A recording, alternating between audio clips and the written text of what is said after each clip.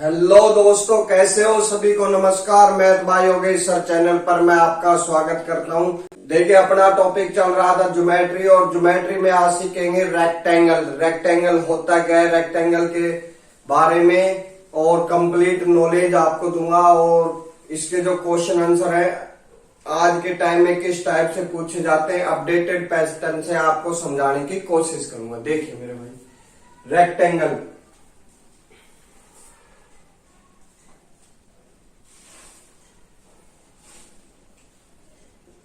ये अपना रेक्टेंगल है ABCD। ठीक है, पहला पॉइंट भाई, ये चीजें तो आप जानते ही हो सभी। आमने सामने की भुजा समान होती है। लिखो भाई, AB बराबर होता है DC के, और इसको बोलते हैं L। L का मतलब होता है लेंथ। ठीक, दूसरा लिखो भाई, AD बराबर होता है BC के, और इसको बोलते हैं ब्रेथ। ठीक, रेक्टेंगल का प्रत्येक कोण 90 डिग्री का होता है मेरे भाई। तीसरा पॉइंट,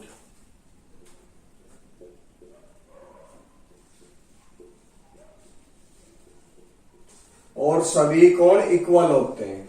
एंगल,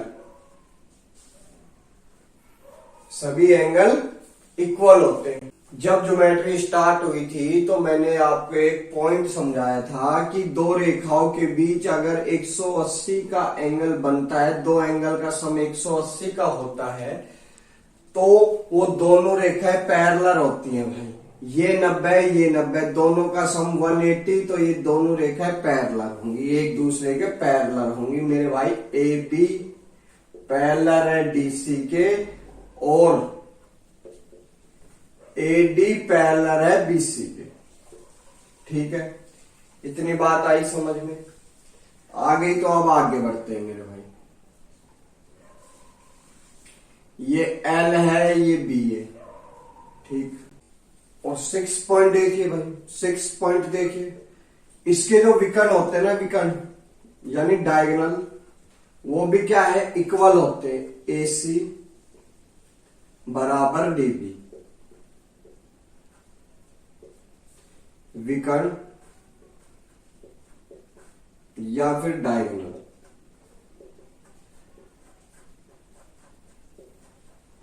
ठीक, इक्वल होते क्यों होते हैं, ये चीज आप समझिए। देखिए, ये L है, ये B है। जब इसमें पाइथागोरस का यूज होगा तो AB की लेंथ, AC की लेंथ कितनी आएगी, √L² जमा में B²। इसी टाइप से जब ये जो डायगोनल आप खींचोगे ना, ये डायगोनल आप खींचोगे तो आप देखोगे कि ये L है, ये B है। जब ये पाइथागोरस का यूज होगा तो क्या आएगा, L² √L² जमा में B²। या फिर इसमें एक और चीज लग सकती है। देखिए, ये दोनों ट्रायंगल में देखिए आप, ये वाले में, इस वाले में, और इस वाले की मैं बात करता हूं। ठीक है, एक कोण और एक कोण 90-90 का हो गया। ठीक है, इसमें देखिए, एक साइड, ये वाली साइड यहां से देखोगे ना, ठीक, और ये वाली साइड इस वाले ट्रायंगल में, दोनों में कॉमन है। ठीक है, और ये साइड इसके इक्वल है। तो मेरे भाई, जब दो साइड कॉमन है, यानी SAS के नियम से, SAS के नियम से ये जो डायगोनल है वो भी क्या हो गए, इक्वल हो गए। आई बात समझ में? तो इसलिए क्या कहेंगे, इसके विकर्ण भी इक्वल होते हैं। आगे बढ़िए मेरे भाई, इसके विकर्ण एंगल बाइसेक्टर नहीं होते।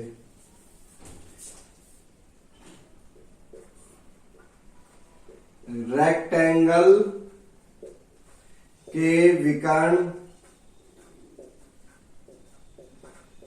एंगल बाइसेक्टर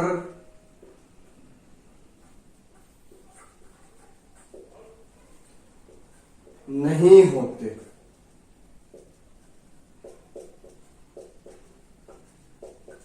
एंगल बाइसेक्टर का मतलब होता है कि एंगल को दो समान पार्ट्स में बांटना। तो मेरे भाई नहीं बांटेंगे। अगर मान लो ये 90 है, अगर बांट रहे हैं 45 और 45 होना चाहिए। भाई ये साइड क्या है, ये एंगल अपने क्या है 90 है और ये भी 90 है। तो अगर बांटेंगे तो 45 45 होना चाहिए। तो 45 45 जब ये दोनों एंगल इक्वल हो गए तो दोनों साइड क्या होनी चाहिए, इक्वल होनी चाहिए। तो ये इक्वल नहीं है इसलिए नहीं बांट रहे। तो मेरे भाई एक जो रहता है ना, एक एंगल, ये अगर थीटा है तो ये 90 माइनस थीटा होगा, और ये थीटा होगा, ये 90 माइनस थीटा होगा। ठीक, आई बात समझ में? आगे बढ़ते हैं। कई बार बच्चे इसमें जल्दी जल्दी में गलती ज्यादा कर देते हैं। ये छोटा सा पॉइंट है, आप इसको अच्छे से ध्यान रखें। देखिए भाई, ये जो एंगल है ना, ये एंगल, ये जेड बन रहा है, ये दोनों क्या है समांतर है। तो ये एंगल इसके इक्वल, ये एंगल इसके इक्वल, ये चीज आप ध्यान रखना। ठीक है, आगे देखते हैं। इसको हटा रहा हूं, इसके बाद देखेंगे आगे। देखिए अगला पॉइंट देखिए, रेक्टेंगल के जो विकर्ण होते हैं वो एक दूसरे को समद्विभाजित करते हैं।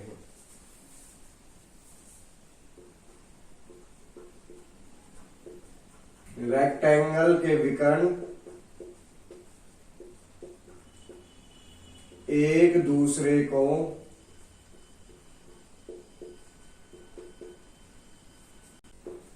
समद्विभाजक करते हैं।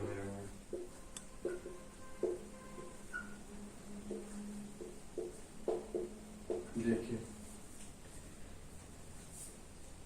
अगर ये ए हो, अगर 5 है तो ये भी 5 होगी ओसी। ठीक है, अगर ये 6 है तो ये भी 6 होगी।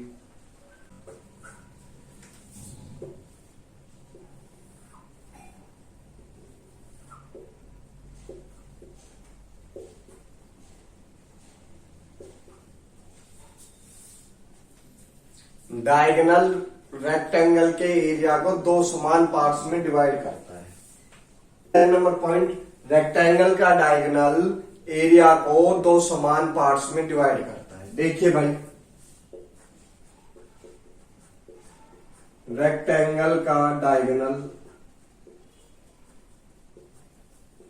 एरिया को दो समान पार्ट में डिवाइड करता है।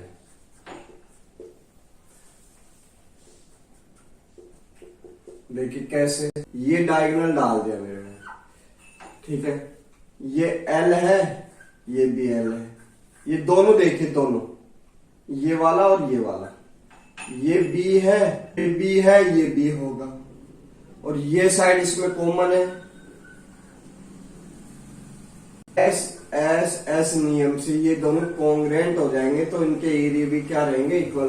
तो ट्रायंगल ADB और ट्रायंगल CDB का जो एरिया रहेगा ना, एरिया वो इक्वल रहेगा मेरे भाई। ठीक, ठीक है। अगर इसमें दूसरा डायगोनल डालते हैं तो ये 1/4 रहेगा, ये भी 1/4 रहेगा, ये भी 1/4 रहेगा, ये भी 1/4 रहेगा। क्यों रहेगा, देखिए समझिए। ये 1/2 था भाई, यहां से साबित किया ना, हाफ ये हाफ ये। ठीक है, जब ये डाल रहे हैं, ये इसके लिए माध्यिका है। क्यों, इसको दो समान पार्ट्स में बांट रही है। तो समान पार्ट्स में बांट रही है तो एरिया भी क्या होगा, हाफ हाफ होगा। हाफ हाफ किया तो कितना आ गया, 1/2 का हाफ किया तो 1/4 और 1/4। ठीक है, ये एरिया को 4 पार्ट्स में भी बांटते हैं। दोनों डायगोनल, रेक्टेंगल के दोनों डायगोनल एरिया को 4 समान इक्वल पार्ट्स में डिवाइड करते हैं। ठीक, ये उतारिए, फिर आगे देखते हैं नेक्स्ट पॉइंट क्या कहता है। 11 नंबर देखिए मेरे भाई।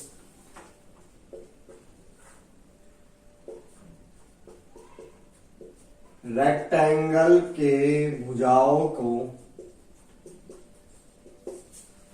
के मध्य बिंदु को मिलाने से बनने वाला चतुर्भुज यानी क्वाड्रिलेटर कौन सा होगा? कौन सा होगा? देखिए मेरे भाई,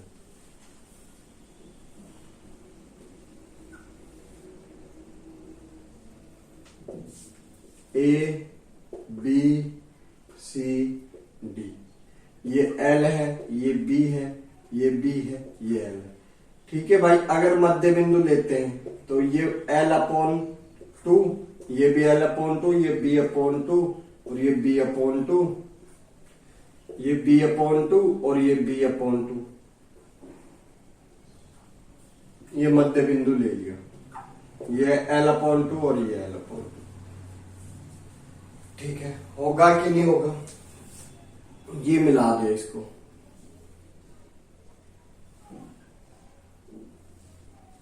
ठीक,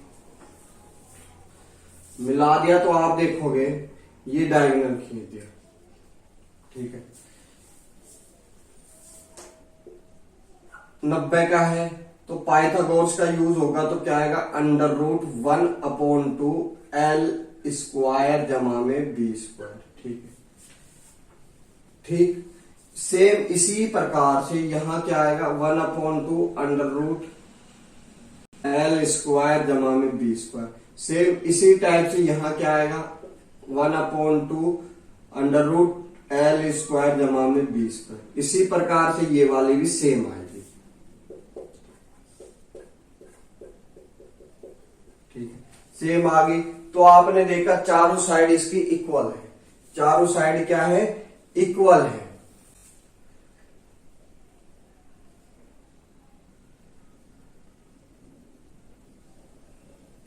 तो चारों साइड जब इक्वल है तो आपको पता है क्या बनता है? या तो वर्ग बनता है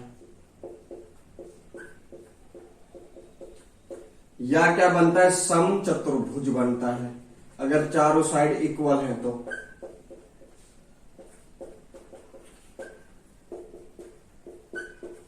अब वर्ग बनने के लिए क्या चाहिए? हर कोण 90 डिग्री का चाहिए मेरे भाई। 90 डिग्री का चाहिए तो यहां 90 डिग्री पर काटना चाहिए। तो 90 पे काटेगा तो ये 90 का होगा, तो ये भी 90 का होगा, तो ये भी, तो ये भी, तो ये भी 90 के, ये सभी 90 के हो जाएंगे। मगर आपने एक बात सीखी थी कि रेक्टेंगल के डायगोनल 90 डिग्री पर नहीं काटते। तो नहीं काटते तो मेरे भाई ये 90 डिग्री का नहीं होगा। इन दोनों का सम 180 होगा, मगर ये 90 डिग्री का नहीं होगा। और 90 डिग्री का नहीं होगा तो ये स्क्वायर, अगर ये 90 डिग्री के एंगल नहीं होंगे तो अपना स्क्वायर नहीं बनेगा। और स्क्वायर नहीं बनेगा तो क्या बनेगा? ये समचतुर्भुज बनेगा,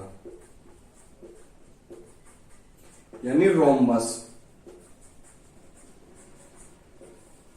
बहुत ही प्यारा पॉइंट, उतारिए, आगे बढ़ते हैं।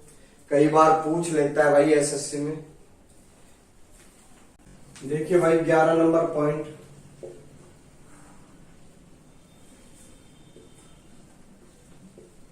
रेक्टेंगल के एंगल बाइसेक्टर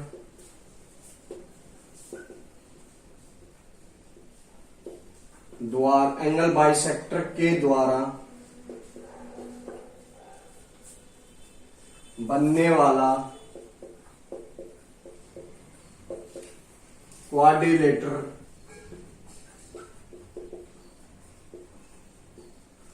कौन सा होगा? देखिए भाई, रेक्टेंगल के एंगल बाइसेक्टर द्वारा बनने वाला क्वाड्रिलेटर कौन सा होगा? आप थोड़ा समझिए।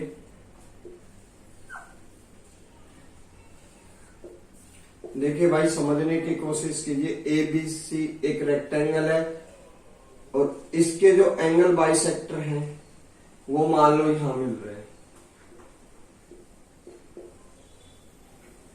ये बन गई आकृति। ठीक है, इस टाइप से कोई आकृति बन गई PQRS। तो ये जो है ना, ये जो जिसमें मैंने डैश डैश किया है, ये क्वाड्रिलेटरल कौन सा होगा? PQRS। PQRS देखिए, एंगल बाइसेक्टर आपको पता है इसका हर कोण 90 डिग्री का होता है। तो मेरे भाई ये 45, ये 45, ठीक है, ये 45, ये 45, ये 45, ये 45, ये 45, ये 45। क्यों? हर कोण 90 डिग्री का होता है और ये कह रहा है एंगल बाइसेक्टर है। तो मेरे भाई ये इस ट्रायंगल में देखिए ASD में ये 45 का है, ये 45 का, ये 90 का, और ये भी 90 का, वर्टिकल अपोजिट एंगल होंगे, और ये भी 90 का, और ये भी 90 का, और ये 45 का। तो मेरे भाई अगर ये साइड 5 है तो ये साइड भी 5 होगी। क्यों? दोनों साइड इक्वल है, यानी ये साइड x है तो ये भी साइड क्या होगी? x होगी कि नहीं होगी? आप कहोगे सर बिल्कुल होगी। ये 45, ये 90, तो ये कितना भाई? ये 45, दो साइड क्या है? इक्वल है। ये x है तो ये भी x हुई और ये भी x हुई। ठीक है, इसी टाइप से यहां होगा, ये भी x होगी और ये भी x होगी। ठीक है, तो आप देखोगे तो मेरे भाई यहां कितने का आएगा? 45 आएगा। क्यों आएगा 45? 45 ये 90 का और ये 90 का, और यहां भी 90 डिग्री और ये भी 90 डिग्री। तो मेरे भाई ये 45 और ये 90 डिग्री और ये भी 90 डिग्री। तो मेरे भाई ये सभी जो इस टाइप की आकृति आएगी ना PQR की,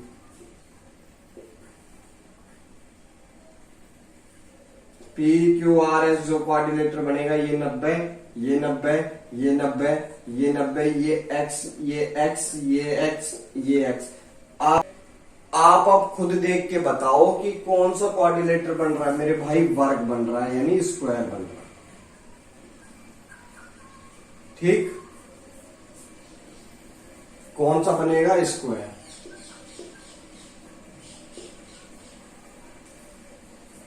देखिए भाई ये एक रेक्टेंगल है ABCD, इसके वर्टेक्स से सामने वाली भुजा के मिड पॉइंट को मिला दिया, इसके वर्टेक्स से सामने वाली भुजा के मिड पॉइंट को मिला दिया और AC डायगोनल बना दिया, ये M ये N। तो मेरे भाई AM equal MN equal NC, ये सभी क्या रहेंगे? इक्वल पॉइंट्स रहेंगे।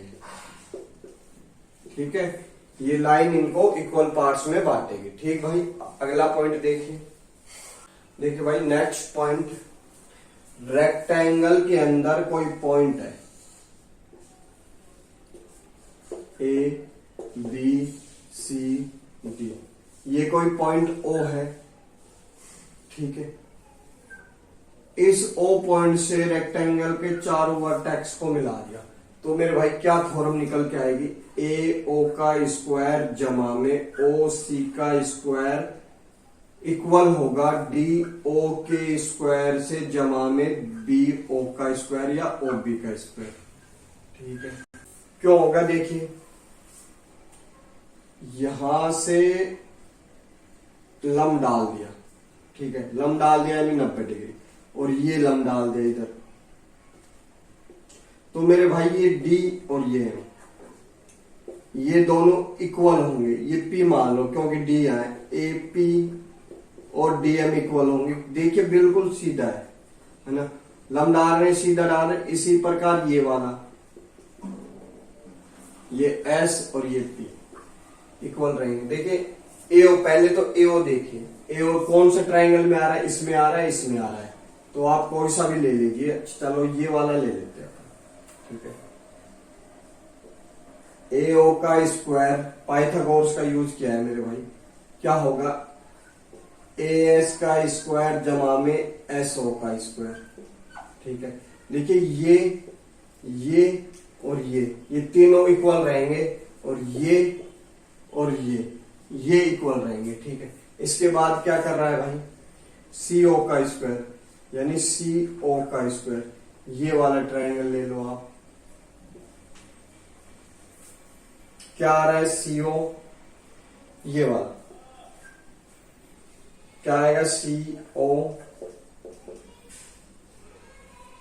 एम ओ का स्क्वायर जमा में एम सी का स्क्वायर। ठीक है, आई बात समझ में। अब क्या है डी ओ का स्क्वायर, डी ओ यानी ये वाला ले लो।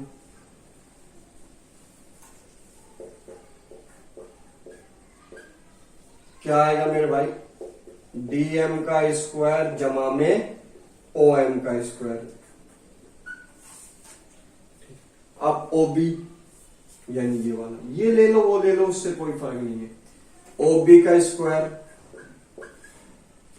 क्या ले लिया भाई बीपी और जमा में ओपी का स्क्वायर। ठीक है, तो मेरे भाई जब आप इनको जोड़ोगे ना, ये दोनों को जोड़ोगे और इनको इक्वल रखोगे तो क्या आएगा, देखिए समझने की कोशिश कीजिए। इसमें क्या है एएस देखिए ओ एम और ये यही कैंसिल हो गए। ठीक है, एएस है ना, ये वाले एएस वो बी और पी के इक्वल होगी। ठीक है, एएस बी पी के इक्वल होगी, ये कैंसिल। ठीक है, अब बात होती है एसओ यानी कौन सी वाली, ये वाली साइड। एसओ एक तो डीएम के इक्वल होगी, देखिए भाई इसमें ये कैंसिल। ठीक है, अब बात होती है एमसी, एमसी कहां आ गई मेरे भाई, एम और सी, ये वाली। इस वाली साइड के देखिए क्या क्या इक्वल होगा, ये 3 इक्वल होंगे यानी ये खत्म। जब इनको जोड़ा ये सारे खत्म हो गए तो क्या आ गया हमारे पास, एओ का स्क्वायर जमा में सीओ का स्क्वायर बराबर डीओ का स्क्वायर जमा में बीओ का स्क्वायर। आपसे क्वेश्चन कैसे पूछा जाएगा, रेक्टेंगल में कोई पॉइंट ओ है तो मेरे भाई एओ 3 दे देगा, ओ बी 4 दे देगा और ओ सी 5 दे देगा, और आपसे पूछ सकता है कि डीओ का मान कितना होगा। तो क्या लिखोगे मेरे भाई, एओ सीओ इक्वल होगा बीओ जमा में डीओ यानी एक्स मान लेते हैं। ये 9 ये 25 और ये 16 और जमा में एक्स स्क्वायर, ये कितने आ गए मेरे भाई 25, ये 34 और -16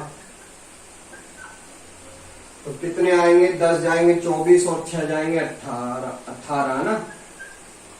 एक्स स्क्वायर की वैल्यू कितनी आ गई 18 और एक्स की वैल्यू √, तो क्या बाहर आ गया 3√2 यानी इसकी वैल्यू कितनी आ गई 3√2।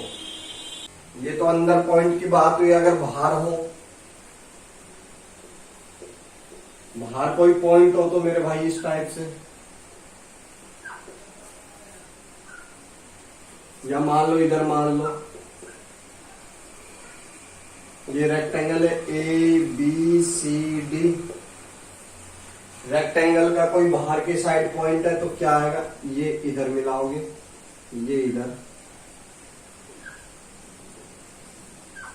ठीक है, क्या लिखोगे एपी, तो मेरे भाई क्या लिखोगे, जो अंदर लिखा था वही बाहर लिखोगे। एपी का स्क्वायर जमा में सीपी का स्क्वायर इक्वल होगा बीपी का स्क्वायर